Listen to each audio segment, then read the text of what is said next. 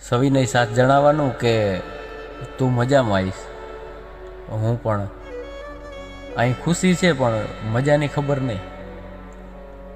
આમ તો હું ઘણા સમયથી એવું વિચારતો હતો કે હું એક પત્ર તારે નામે લખું, પણ પછી હાડું મને સવાલ એ થતો હતો કે તું મને ઓળખતો હોઈશ કે નહીં. અને આમ તો રૂબરૂ તો મેં તને જોયો નથી, મેં તારા વિશે સાંભળ્યું છે બહુ, પણ મને એવું શીખવવામાં આવ્યું છે કે આ જગતનો કરતા હરતા તું છો, સમાહરતા તું છો. આ સર્વસ્વ તારી ઈચ્છાઓથી થાય છે, તારી લીલાઓથી થાય છે.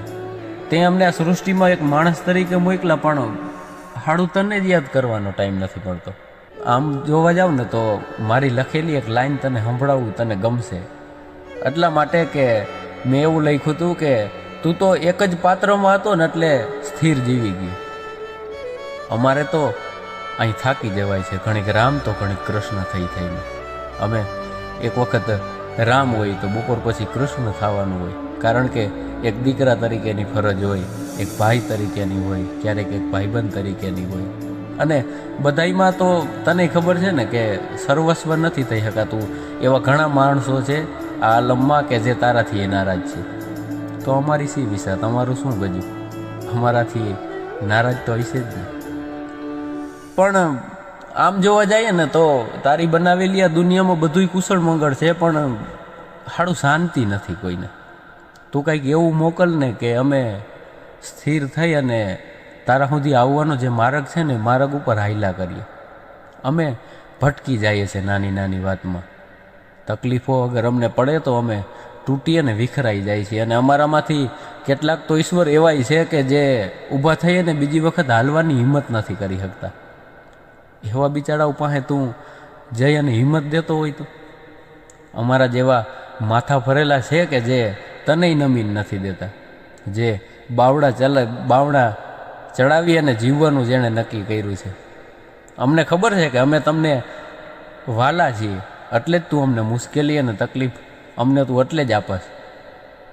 પણ એક વાત એ કરવાની હતી કે હવે બહુ જાજી ન આપતો, કારણ કે અમુક વખતે અમારી એ મર્યાદાઓ હોય ને, અમે થાકી જઈએ. અને બીજા ઘણી વાતો મારે તને કરવી છે, પણ તું રૂબરૂ કોઈ દી મને મળ્યો નથી. એક અમુક વખતે મને એવું થાય કે હું હળી કાઢીએ ને તારી પાસે આવતો રહું, પણ પ્રશ્ન મને એ થાય છે કે ક્યાંય એવી ચોખવટ નથી કરી કે તું છો ક્યાં. અમને તો અહીંયા એવાય ગૂઠા ભણાવે છે કે તું અમુક દોરા ધાગાઓમાં છો, તું જંતર મંતરમાં છો, તું તંતરમાં છો. અને અમુક લોકો એમ કહે છે કે તું ક્યાંય નથી, ઈશ્વર નામની કોઈ વસ્તુય નથી. ખરેખર એ સાચું છે? અને જો ખોટું હોય તો તું પ્રમાણ આપજે. એટલા માટે કે અમે એ માણસો છીએ કે જે તારા નામ ઉપર, તારા ભરોસે અમારું આખું જીવવા નીકળ્યા છે. તારું અસ્તિત્વ જ નહીં હોય તો અમારો રસ્તો ક્યાં જઈને ઊભો રહે? અને ઘણુંય કહેવું છે, પણ અત્યારે ખાલી એટલું જ કે અહીં બધું આમ તો કુશળ મંગળ છે, તારાથી કોઈ ફરિયાદય નથી, કોઈ શિકાયતય નથી. પણ હા, કંઈક આ બાજુ આવને તો રૂબરૂ મળજે. એવી ઘણી વસ્તુ છે મેં તારા હાટું સાચવીને રાખી છે, મારે તને દેખાડવી છે. અને ભેગા બેસી અને તમારે ત્યાં શું થતું હોય, તારા રીત રિવાજ શું હોય એ મને ખબર નથી, પણ અમારે અહીં તને રોટલો ખવડાવશું, તને છાશ પીવડાવશું. ચાનું ટાણું હોય છે તો ચા પીધા વગર હું તને જવાય નહીં દઉં. અને હા, એક લુગડાની જોડ મેં તારા હાટું સાચવીને રાખી છે, રંગબેરંગી. એ હું તને પહેરાવીશ અને તું હામો બેસજે, હું તને જોયા કરીશ. હો ને? લીખતીન તારો એક એવો છોકરો કે બસ કાંઈ કેવું નથી, તને ખબર જ છે બધી. જય શ્રી કૃષ્ણ. વાંચજે.